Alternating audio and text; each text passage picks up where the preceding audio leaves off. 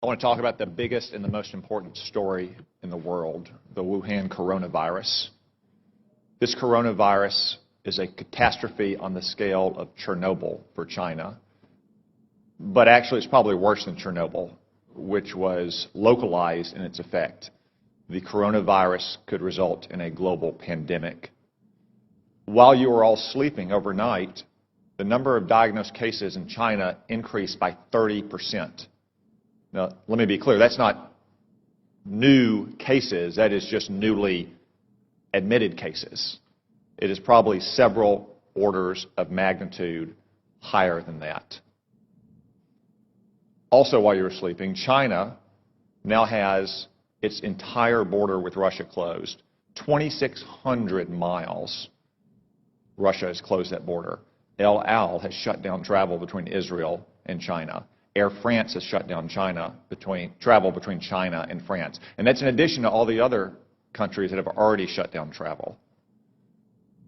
From what we know so far, and there's still many unknowns, this virus could have both a long incubation period, as much as 14 days, and individuals could be contagious while asymptomatic, which was not the case with SARS in 2003.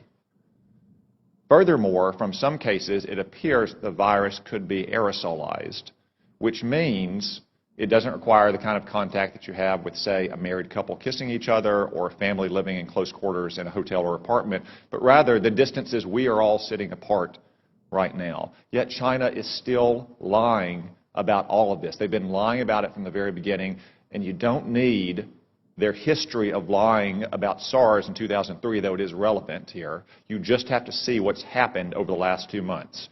We now know that the first case manifested no later than December 1, even though China didn't reveal it to the WHO until a month later on December 31st, when they continued to hide it from their own citizens. And they continued to say that it had been contained inside Wuhan.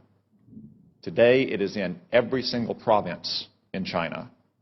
They also claimed for almost 2 months, until earlier this week, that it had originated in a seafood market in Wuhan, that locals had contracted it from animals in, say, bat soup or snake tartare.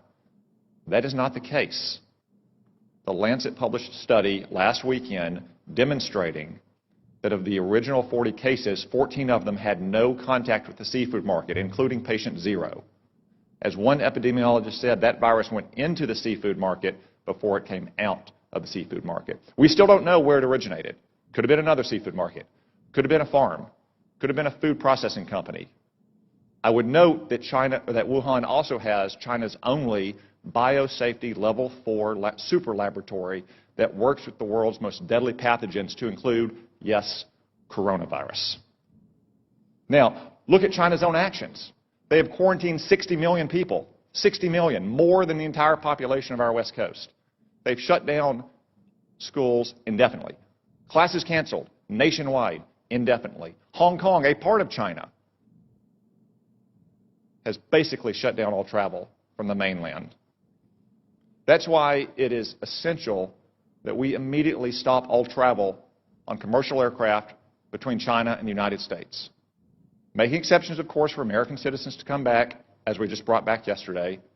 Allowing essential trade to flow as long as crews on ships and aircraft are not allowed to go into the general population in America. And making exceptions, of course, for medical personnel to go into China to try to get a handle on this. It is essential that we take those steps. And essential that we get to the bottom of China's deceit and incompetence on this measure. And gentlemen,